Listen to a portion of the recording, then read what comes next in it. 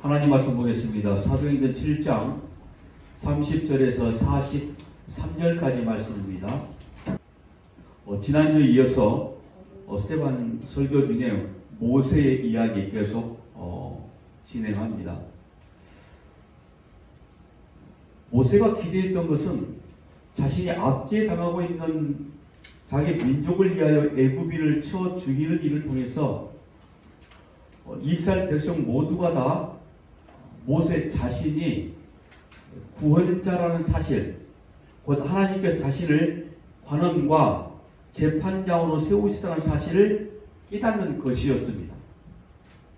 그런데 형제를 해야 하는 사람의 입을 통해 드러난 이스라엘 백성들의 태도는 그 사실을 모르는 게 아니라 알고 있으면서도 불구하고 곧 하나님께서 모세를 자신들의 지도자로 세우셨음을 알고도 그것을 거부하고 거절하는 것이었습니다. 이게 지금 이스라엘의 모습, 그리고 거기에 대해서 모세의 지금 모습을 기록하고 있는 그 내용들을 지금 스테반이 기도하고 말씀을 선포하고 있는 내용인데, 사실 오늘 이 말씀 속에서 굉장히 은혜스러운 단어가 보입니다. 34절 말씀 보니까 정령이 보고 나오 이렇게 말합니다. 정령이 그리고 보고. 사실 이 단어는 지금 두 개인데 말이 전혀 다름에도 불구하고 같은 용어를 쓰고 있습니다. A도. 그래서 정령이 보다, 정령이 이 말도 알다, 그리고 보고, 이것도 역시 A도 알다, 같은 의미입니다. 그래서 이 두 단어 정령이 보고 알다.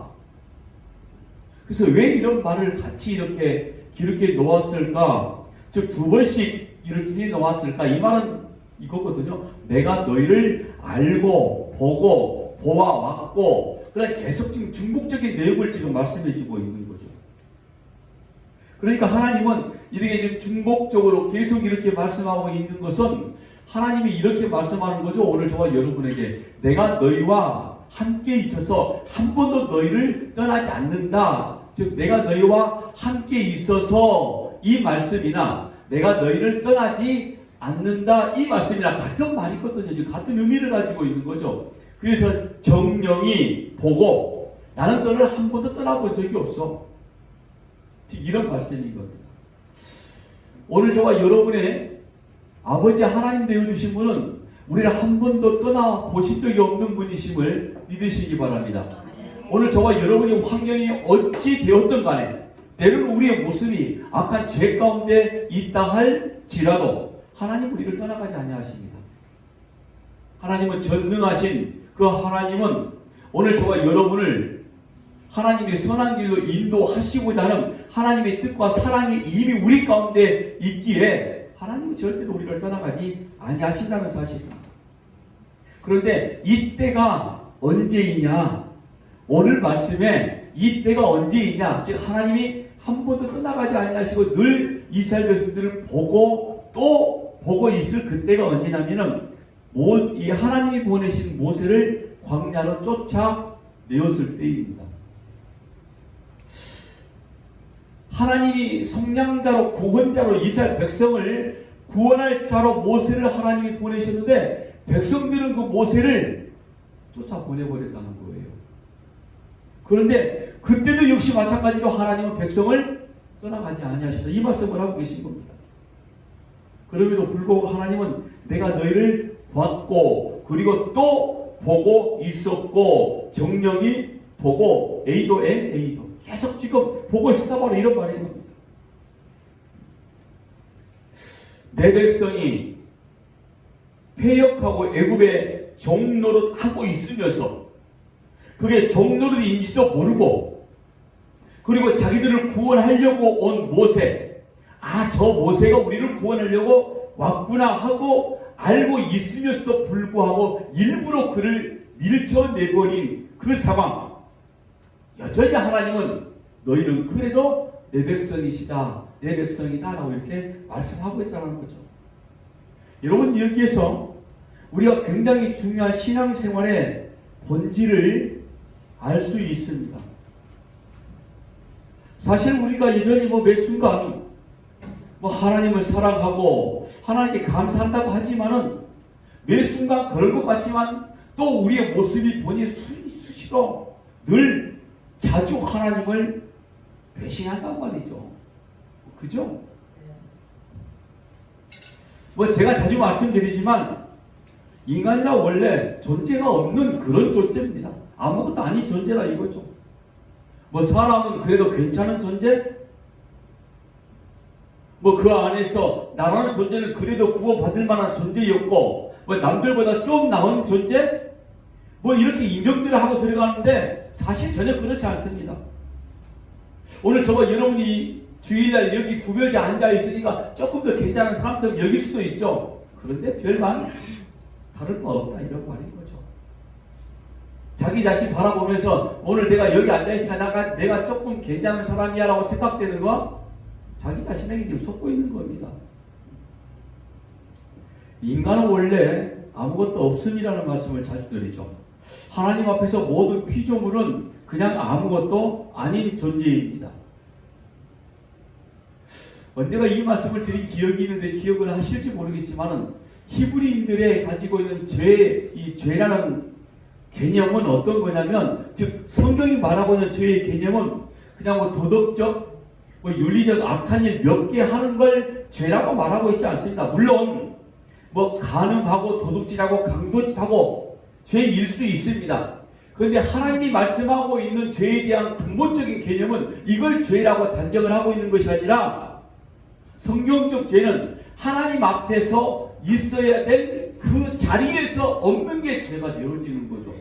물론 간음하고 살인하고 이런 모든 것들은 죄에 대한 증상이라고 말할 수 있습니다. 굳이 그걸 죄라고 말하고 있지 않다 이거죠, 성경에서는. 그런데 내가 너를 어디에 세웠니? 라고 말씀하셨을 때에 그 세워진 그 자리에 오늘 저와 여러분이 있으면 죄가 아닌 거고요. 그 자리에 없으면 죄인이란 말이에요. 그런데 우리는 늘 하나님 앞에 있어야 되는데 있지 못하니까 죄인이라 이렇게 말씀하는 거죠. 우리가 왜 하나님 앞에 있지 못한지 아십니까? 하나님은 거룩하신 분이거든요. 오늘 저와 여러분은 죄인이기 때문에 하나님 앞에 가까이 가지 못하는 거죠. 자, 우리가 하나님 앞에 가까이 가지 못함에도 불구하고 오늘 이 복된 예배를 통해서 하나님, 나는 하나님 앞에 가까이 갈 자격이 없는 자임에도 불구하고 하나님이 나를 부르시고 또 부르시고 나를 또 보고 계시오니 하나님, 내가 여기 왔습니다. 하나님, 내 모습 이대로 받아주세요 라고 말하는 게 현재 우리의 모습이라 이런 말인 거죠. 오늘 저와 여러분이 어떤 공로를 내어놓고 우리가 이만큼 왔으니, 내가 이 정도 되었으니 하나님 봐줄만 하잖아요. 이런 모습으로 나온 게 결코 아니라는 겁니다. 그래서 33절에서 말씀하고 있잖아요. 실을 벗어라. 네가 서 있는 곳에는 거룩한 땅이다. 근데 그 죄에 하나님의 은혜가 덮여서 내 것이라고 선택하여 불러들이셔서, 즉 하나님이 불러들이신다는 것은 이제 내가 너와 함께 연합하겠다 이런 말씀인 거죠. 하나님 안으로 끌어당긴 겁니다. 성도가 바로 이와 같은 신분을 가진 자라는 거죠. 그게 바로 하나님과 함께 연합된 하나님의 것, 하나님의 나라라는 뜻이란 말입니다. 그래서 오늘 저와 여러분을 성도라고 일컬음을 부르는 거죠, 지금. 저는 설교 준비하면서 사실 이 말씀에 굉장히 많이 시선이 고정되어 있었어요.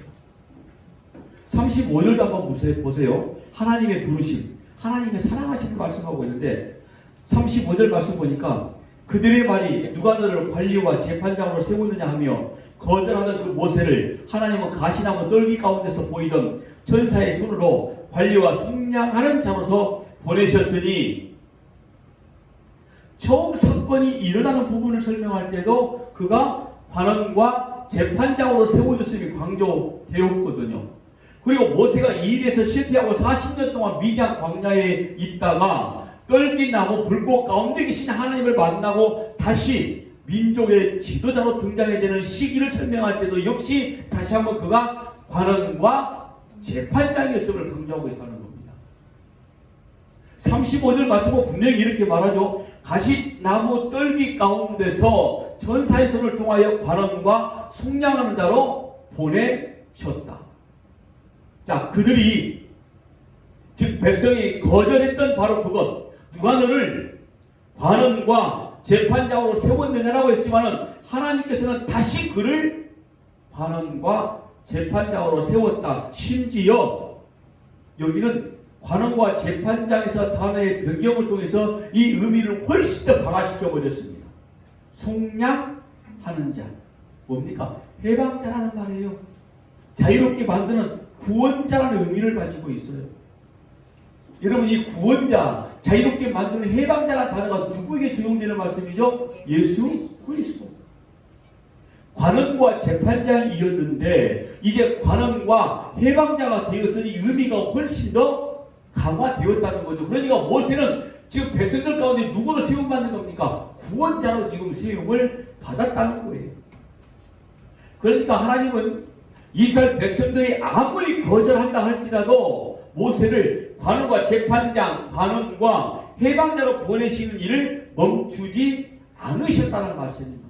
40년 전과 40년 후 하나님은 그 사이에 한 번도 우리를 떠나보신 적이 없었기 때문에 우리를 위한 속량자를 보내시다는 거죠. 여기에서 우리는 일관되게 하나님께서 자기 백성을 위해서 구원자를 보내시는 일에 한 번도 쉬지 않았음을 우리가 알 수 있다는 겁니다. 저는 이 말씀에 저희 시선이 고정되어 있었던 것은 오늘 저와 여러분의 모습을 아무리 살펴보아도 우리 역시 마찬가지로 모세를 대적하는 백성들과 전혀 다를 바가 없는 인간임에도 불구하고 하나님이 우리와 함께 동행하신다는 그 말씀의 은혜, 하나님이 40년 동안 한 번도 우리를 버리시지 않았다는 그 말씀, 하나님이 주신 믿음의 선물로 인해서 우리가 하나님을 하나님으로 인정하게 만드시는 그 고백들, 아무것도 아닌 존재를 통해서 하나님의 나라를 소유자로, 하나님의 나라를 가진 자로 만드시는 그 하나님의 은혜, 너무 감격스러운 거 아닙니까? 오늘 저와 여러분의 자리가 바로 그런 자리에 있다는 거죠. 하나님은 오늘 우리에게 늘 구원자이신 예수와 함께 동행하는 자로 여기심을 믿으시기 바랍니다. 그리고 오늘 말씀에서 또한 주의를 기울일 단어가 하나 더 나오는데 천사라는 단어입니다. 오늘 본문에서 30절에 한번 나오고 35절에 나오고 또 38절에 천사라는 단어가 나옵니다. 우리가 보통 천사 하면 떠올리는 연상된 어떤 그림이 딱 그려지죠. 뭐 하얀 날개를 달고 있는 뭐 아기나 소년 아니면 여자, 소녀 같은 여자죠. 그런 이미지. 이상하게 남자의 모습을 절대 우리가 연상하진 않아요. 기본적으로 여러분 히브리어에서나 헬라어에서 천사란 말이 천사 앙겔로스, 어떤 의미를 가지고 있냐면 메시지를 가져오는 자, 소식을 전하는 자입니다. 그래서 천사를 사자나 또한 사신으로 성경에 표현하고 있죠. 그런 의미를 가지고 있습니다. 자, 먼저 30절은 모세가 40년 동안 미디안 광야에서 도피 생활을 하고 있을 때 그에게 떨기나무 불꽃 가운데 나타난 존재를 천사라고 지금 표현하고 있습니다. 우리는 출애굽기 말씀을 통해서 모세에게 나타났던 존재가 하나님이신 걸 알고 있잖아요. 솔직히 천사가 아니라 누구라고요? 하나님이신 걸 알고 있어요. 그 상황에서 출애굽기 표현 한번 볼까요? 출애굽기 3장 2절의 4절 말씀입니다. 여호와의 사자가 떨기나무 가운데로부터 나오는 불꽃 안에서 그에게 나타나시느니라. 그가 보니 떨기나무에 불이 붙었으나 그 떨기나무가 사라지지 아니하는지라. 이에 모세가 이르되 내가 돌이켜 가서 이 큰 광경을 보리라. 떨기나무가 어찌하여 타지 아니하는고 하니 그때에 여호와께서 라고 말씀하죠. 그가 보려고 돌이켜 오는 것을 보시니라. 하나님이 떨기나무 가운데서 그를 불러 이르시되 모세야 모세야 하시네. 그가 이르되 내가 여기 있나이다. 즉 여기에 여호와의 사자라는 말을 천사라고 한 것이고요. 30절에 2절에 이렇게 단어를 사용한 이유는 무엇보다 지금 이 대상이 메신저, 즉 소식을 전하는 자, 이 사실을 부각되게 하기 위함이었던 거죠. 그러니까 너에게 천사가 나타났다. 즉 이 말은 어떤 메시지를 가지고 오는 자, 즉 메신저가 나타났다 이런 말인 거죠. 하나님께서는 지금 모세를 보내시면서 이스라엘 백성들에게 지금 무엇을 강조하고 있는 거죠? 하나님의 메시지를 보내고 있다 이런 말인 거죠. 구원자. 그러니까 너희들이 마땅히 이 말을 지금 들어야 되는 거예요. 이게 모세 입에서 나오는 말들은 무조건 너희들은 들으라. 바로 이런 말인 겁니다. 35절도 마찬가지입니다. 35절도 똑같이 천사가 등장하지만 이번에는 하나님께서 모세를 이스라엘 백성들에게 보내신 사건을 천사의 손을 의탁하여 모세를 관원과 속량하는 자로 보내셨다라고 표현을 합니다. 그러니까 여러분, 하나님은 모세를 이스라엘의 지도자로 보내실 때에도 메신저를 통해서 지금 하셨다라고 말씀하고 있는 거예요. 보내는 자, 어떤 말을 선포해야 되는 자. 자, 우리가 아는 대로 모세가 여러분 이스라엘의 지도자로 부르심을 받는 데에 하나님과 1대1의 관계였어요. 자, 그런데도 불구하고 이 스테반 설교에서 모세를 보낸 것을 천사 곧 메신저의 중재를 통해서 된 것으로 말씀하고 있다는 겁니다. 따라서 여기에서도 역시 동일하게 천사 곧 메신저가 강조되고 있다. 38절도 한번 볼게요. 시내산에서 말하는 그 천사와 우리 조상들과 함께 광야 교회에 있었고 또 살아있는 말씀을 받아 우리에게 주던 자가 이 사람이라. 자, 여기에 천사는 하나님의 말씀 곧 율법의 메신저를 지금 이야기하고 있는 거 아닙니까? 그러니까 스데반은 이 모세를 부르신 때에도 천사가 모세가 지도자로 임명될 때에도 천사가 있었다라고 말했는데 더 나아가서 시내산에서 율법을 받을 때에도 이스라엘이 그 율법을 천사의 손을 빌어 받았다라고 말하고 있다는 것. 실제로 하나님의 율법이 천사의 손을 통해 주어진 것이라고 기록하고 있기도 있습니다. 그러니까 스데반 집사만 이렇게 설교했던 게 아니에요. 갈라디아서 3장 19절 말씀 보니까 사도 바울이 이렇게 말합니다. 그런데 율법은 무엇이냐? 범법함으로 더하여진 것이라 천사들을 통하여 그리고 한 중보자의 손으로 베푸신 것인데라고 분명히 말하죠. 히브리서 2장 2절에도 말씀합니다. 천사들을 통하여 하신 말씀이 경고하게 되어 모든 범죄함과 순종하지 아니함의 공정한 보험을 받았거든. 천사들을 통하여 하신 말씀이 그 지금 율법을 이야기하고 있는 거죠. 그러니까 갈라디아서 말씀은 율법을 말하기를 천사들로 말미암아 중보에 손을 빌어 베푸신 것, 즉 하나님께서 친히 율법을 주셨다라고 말해도 맞지만 다른 한편으로는 이 율법을 하나님께서 천사의 손을 빌어 주신 것이다 해도 틀린 말이 아니다. 즉 이 말을 하고 싶은 거죠. 성경적이라 이런 말인 겁니다. 하나님께서 자기 백성들에게 법을 주실 때에도 메신저가 개입되었다. 즉 하나님께서 자기 백성들에게 말씀하실 때도 메신저 말을 전할 중보자를 지금 보내신다 이 말인 거죠. 그래서 오늘 본문에서 천사가 강조되는 이유가 어떤 거냐면 하나님께서 자기 백성들 가운데서 역사하실 때에 그가 어떤 일을 하나님이 알아서 아무렇게 버리시는 것이 아니라 끊임없이 하나님은 구속사 안에서 어떤 메신저를 보내신다는 거예요. 지금 스데반 집사가 왜 이야기를 하고 있느냐? 자기 자신이 지금 모세가 지금 메신저로 이 땅에 와서 자기 백성을 구원함으로 이끌어 내어진 것처럼 내가 오늘 너희들 가운데 이 말씀을 전하는 이유는 너희들에게 구원을 선포하기 위함이야. 그런데 너희들이 지금 나를 어떻게 보고 있냐 이거죠. 내가 꼭 메신저다 이 말인 거예요. 그러니 너희들이 당연히 그 하나님의 말씀을 들어야 된다. 듣지 않는 이들, 하나님의 말씀에 순복하지 않는 이들, 저항하는 사람들, 하나님을 우습게 여기거나 세상을 사랑하고 우상을 섬기기 원하는 이들에게 하나님은 계속해서 메시지를 보내주시는데 누구를 통해서요? 메신저를 통해서. 왜요? 순종적인 반응의 답이, 그 응답이 오늘 우리에게 필요하기 때문인 거예요. 이럴리야 하나님이 메신저를 사용하신다 이런 말인 겁니다. 그래서 이스라엘 백성들을 위해서는 모세라는 메신저. 그런데 하나님이 직접 보내셨다라고 이야기를 하시는 거죠. 하나님이 백성들을 직접 이끌어내신 것처럼 또 말씀을 하고 계시기도 하는 거고요. 그래서 이 천사란 단어를 구약과 신약에서는 이 메신저의 의미로 계속적으로 말씀하고 있더라. 그 42절부터 43절까지 말씀 보면은 그러면 왜 전사 즉 메신저를 하나님께서 보내신 것에 대해서 말씀을 하는데, 하나님이 위험해나사 그들을 그 하늘의 군대 섬기는 일에 버려두셨으니 이는 선지자의 책에 기록된 바 이스라엘의 집이여 너희가 광야에서 40년간 희생과 제물을 내게 드린 일이 있었느냐. 몰록의 장막과 신 네판의 별을 받들었으며 이것은 너희가 절하고자 하여 만든 형상이로다. 내가 너희를 바벨론 밖으로 옮기리람과 같으니라.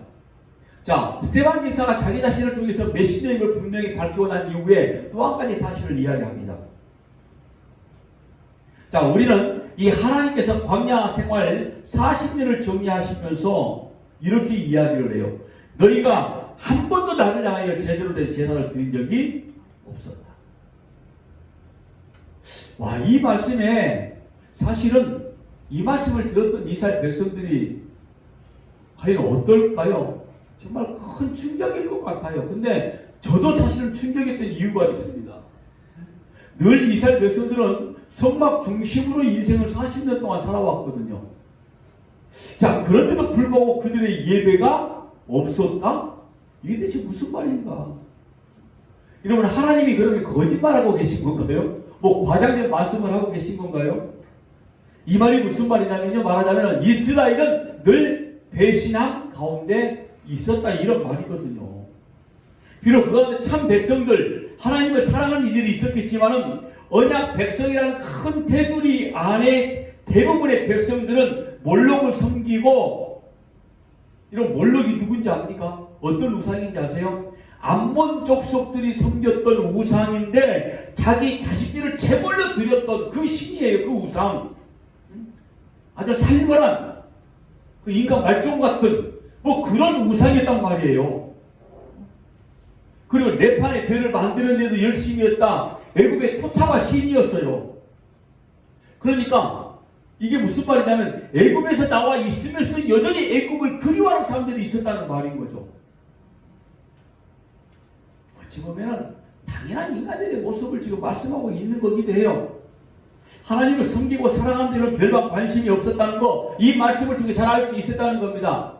아, 그래서 광야 40년이라는 기간 동안에 1세대들이 전부 다 죽음을 맞이할 수밖에 없었겠구나. 상징적으로 보여주는 거 아닙니까? 돌아가고자 했던, 한 번도 하나님을 기쁘시게 드리는 제사를 행해 본 적이 없었던 이분들, 아니 이 인간들, 이 사람들, 오늘 우리가 그 자리에 있을 수도 있어요. 지금 하나님께서 메신저를 끊임없이 보내시는 이유는 이스라엘이 끊임없이 배신의 길로 가 있었기 때문에 그렇다는 겁니다. 하나님이 한 번도 우리를 버리신 적이 없다, 이 말은 어떤 말인 거죠? 우리는 끝까지 배신하고자 하는 마음으로 하나님을 계속 지금 떠나가고 있다, 이런 말씀이었던 거예요. 그래서 제가 이 말씀에 초점을 둘 수밖에 없었던 겁니다. 40년 동안 이들은 끊임없이 하나님을 벗어나고자 했습니다. 시각적으로 수없이 많은 하나님의 기적을 보여줬음에도 불구하고, 또 세워진 메신저 모세를 통해서 수없는 하나님의 말씀을 주셨음에도 불구하고, 이 광야 이 사람들은 끊임없이 네팔의 별을 만드는 것, 즉 애굽으로 돌아가고자 했고, 몰록을 섬기고자 하는 그런 의식적인 행위들이, 그들의 마음속에 악한 행위들이 가득 차 있었고, 즉 하나님을 배신하였다, 이런 말인 겁니다. 그래서 끊임없이 메신저를 보낼 수밖에 없었던 거죠. 끊임없이 모세를 통해서 하나님의 말씀을 줄 수밖에 없었던 겁니다. 저는 이걸 이렇게 결론을 내렸어요. 이래서 하나님을 사랑하시는 하나님이라고 말씀하는구나. 하나님은 곧 사랑이시다라고 이렇게 말씀을 하고 있는 거구나. 끊임없이 배신하고 도망가고 있는 죄인들을 향하여 하나님은 끊임없이 그를 쫓아다니시면서 그를 버리지 아니하시고 있다는 것, 하나님의 열심입니다. 하나님은 우리를 향하여 은혜를 베푸시고 자비를 주시면서 그 백성들에게 끊임없는 사랑을 주시는 겁니다. 여기에 이런 말씀이, 이런 생각이 들지 않으세요? 내가 누구라고? 우리들이 뭐라고 구원을 베푸시고 마음을 돌이키시고 듣도록 하시고 계속해서 말씀하십니다. 하나님은 우리를 향하여 계속 말씀하시는 거죠. 듣고 깨닫도록, 듣고 회개하도록, 듣고 돌아오도록 계속해서 우리를 말씀으로 설득하고 권면하고 계신다는 사실입니다. 누구를 통해서? 메신저를 통해서요. 즉 우리 하나님께서는 백성들인 우리를 얼마나 하나님의 그 열심으로 사랑하시는지를 보여주실 뿐만 아니라 하나님이 얼마나 우리를 인격적으로 지금 대해주고 계시는지를 낱낱이 지금 보여주고 계시는 겁니다. 그래서 우리가 하나님을 아버지라 부르는 겁니다. 왜요? 아버지가 아니고서는 이와 같은 정말 무한적인 사랑을 주실 수가 없는 거 아닙니까? 그래서 하나님이 우리의 아버지가 되어주십니다. 그리고 그 사랑, 그 말씀을 전해줄 메신저를 계속 보내주신 거 아닙니까? 우리들을 향하여 계속해서 말씀을 건네주고 계시는 거예요. 여러분들의 인생 가운데 하나님이 내게 말씀을 주신다는 이런 은혜 가운데 있어야만 그러니까 당연한 겁니다.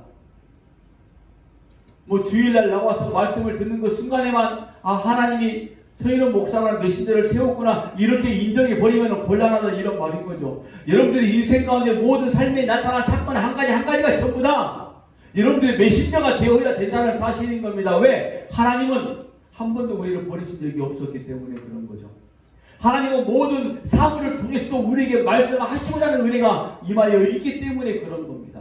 세상에 일어난 사건들을 통해서 하나님이 나와 같은 존재를 왜 세우셨는지를 우리가 믿음으로 고백하는 자가 되어져 있기 때문에 우리는 세상에 돌아가 모든 것들을 보고 이런 것들이 나를 하나님이 깨우치기 위한 메신저였구나라고 우리가 고백해야 된다는 사실인 거예요. 하나님은 여전히 우리를 향하여 지금도 천사를 보내고 계십니다. 우리의 돕는 자 물론 맞습니다. 당연히 돕는 자가 되어지겠죠. 왜? 그 메신저를 통해서 우리가 다시 한번 깨닫게 되어지고 하나님 별로 나의 방향을 바꿨을 때 정말 돕는 자가 아닐까요? 여러분의 삶에 여러 가지 문제를 놓고 기도할 때에 정말 여러분들의 삶에 일어난 모든 사건들을 통해서 성령의 음성을 들을 수 있는 은혜가 있어야 됩니다. 단순하게 우리가 심상히 여기지 않냐고 보내질 이런 이유가 있으면 안 된다는 거죠.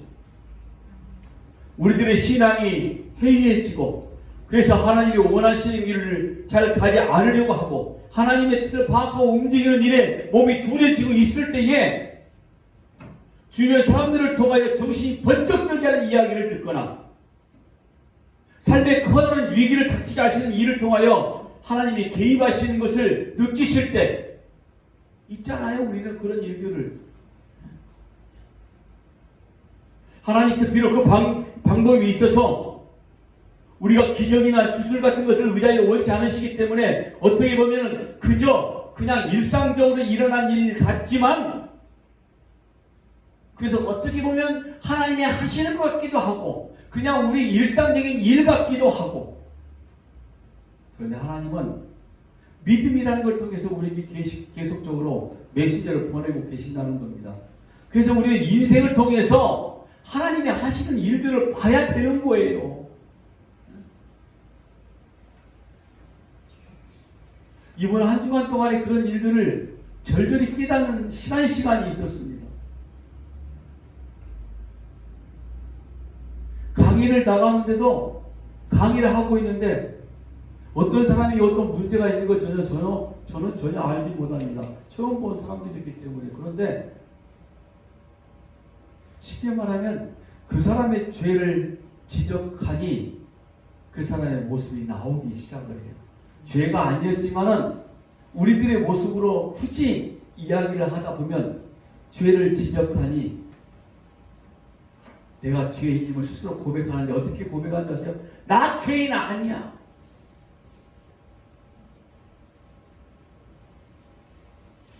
일상적인 일인 것 같았지만 저는 이 말씀을 준비하고 있다 보니 이런 거였구나. 하나님이 이렇게 일상을 통해서 연속적으로 우리에게 말씀을 하고 계시는구나. 하나님의 계시는 이미 성경 66권을 통해서 다 완성이 됐습니다. 그런데 여전히 지금도 하나님의 계시가 오는 건 어떤 겁니까? 이 66권 말씀을 깨달아라고 하나님의 계시가 우리 가운데 온단 말이에요. 이 완성된 계시를 알아라 하는 계시인 거예요. 그냥 우리가 사람을 만나는 우리 인생은 어떤 일을 하든 이런 모든 일들 속에서 우리는 하나님의 뜻이 있음을, 하나님의 즉 메시지가 있음을 우리는 알고 있어야 되는데, 과연 그걸 우리가 어떻게 알 수 있느냐? 성경에서 아주 간단하게 계시를 말합니다. 깨어 있으라는 거예요. 깨어 있으라 이런 말인 겁니다. 하나님의 은혜를 사모하는 자가 되어 있어라. 하나님의 말씀 가운데 있어라. 우리가 여러 가지로 말할 수 있는 거죠. 여러분, 하나님께서는 우리를 계속해서 자극하실 겁니다. 우리가 올바른 길로 합당한 방식으로 성경적 삶을 살아내도록, 그렇게 성장할 수 있도록 계속해서 우리를 자극하고 계시는데, 그걸 느껴야 되는 거죠. 무뎌져 버리면은 죄를 심상히 여기는 자가 되어질 것입니다. 우리가 그럼에도 불구하고 듣지 못할 때가 있고 귀 기울이지 못할 때가 많아서 하나님이 주시는 내 인생에 쌓인 대로 우리가 놓쳐버릴 때가 종종 있다는 거죠. 그런데 참 다행스러운 것도 수년이나 지나고 난 다음에, 한 몇 년쯤 지나고 난 다음에 어떤 일을 돌이켜보면서 그때 그 일은 하나님이 이걸 깨달으라고 주셨던 건데 내가 왜 그걸 알지 못했지? 그나마 다행인 것 같죠? 웃기는 건요, 그 순간에 똑같은 일이 벌어지고 있는데 또 모른다는 거예요, 인간은.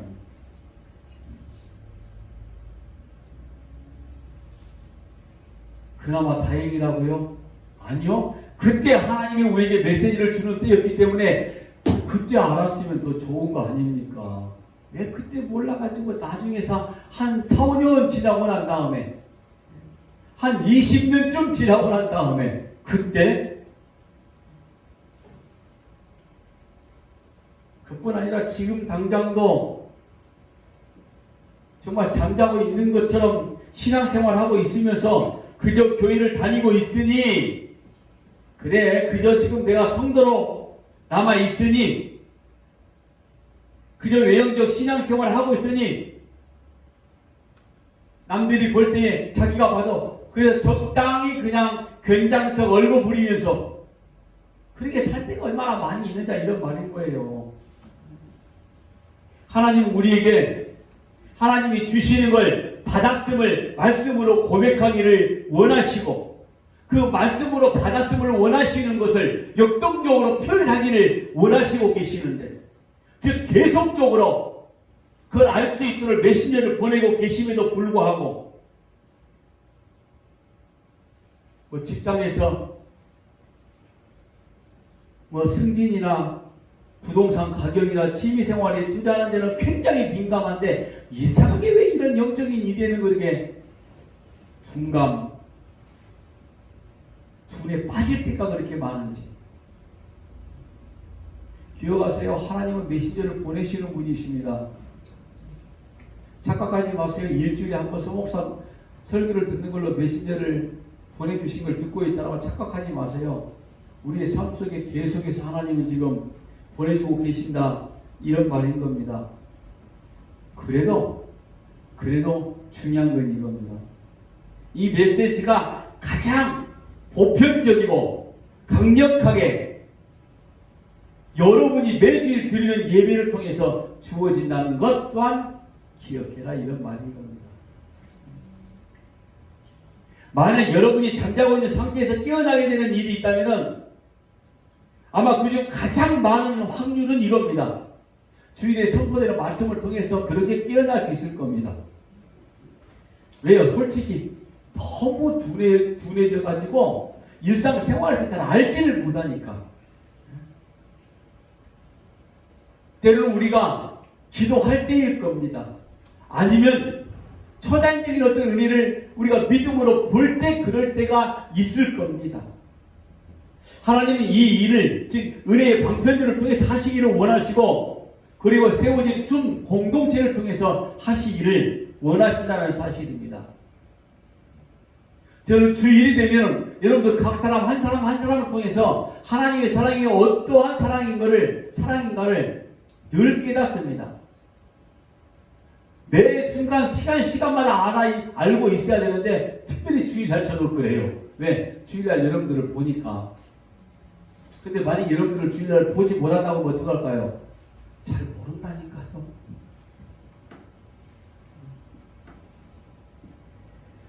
만약에 내가 지금 어둠 가운데 있어서 어둠 가운데서 내가 깨어나기를 하나님이 원하신다 하면 그때 가장 먼저 하나님이 사용하시는 방법은 뭐냐면요. 이 주일 예배를 통해서 하나님께서 말씀하신다는 겁니다. 교회를 통해서 사용하시고 성도의 교제를 통해서 말씀하고 계신다는 사실입니다. 그러니까 여러분들이 우리 인생 삶 속에서 매일 주시는 하나님의 음성 듣기를 원하신다면 먼저 주일 예배에 집중하셔야 된다 이런 말인 거예요. 하나님은 지금도 매주일 여러분들이 듣고 있는 이 복음을 통해서 주의 음성 듣기를 원하신다니까요. 그래서 주일 예배가 굉장히 중요하다는 말씀을 드리는 겁니다. 때로는 그 말씀을 듣지 못할 때가 있고 우리 육신이 피곤하다 보니 졸릴 때도 있는 거 당연한 거예요. 그래도 듣고 있음이 가능해야 된다 이런 말인 거죠. 말씀으로만 통해서 하나님이 내게 은혜를 주시는 게 아니라 여러분 각자 각 개인 성도들의 얼굴을 바라보면서 하나님께서 주신 은혜의 방편이 있다니까요. 편안한 식탁 교제를 통해서도 하나님이 주신 은혜의 방편이 있고요. 그래서 주일 예배를 사모하는 자, 주일 예배에 함께 동행하는 자가 되기를 원한다는 말씀을 드리는 겁니다. 하나님은 오늘 저와 여러분에게 이와 같이 순간순간의 메시지를 주셨음을 기억하시고 오늘 그 은혜 가운데 거하시는 저와 여러분 되시길 주의 이름으로 부탁합니다.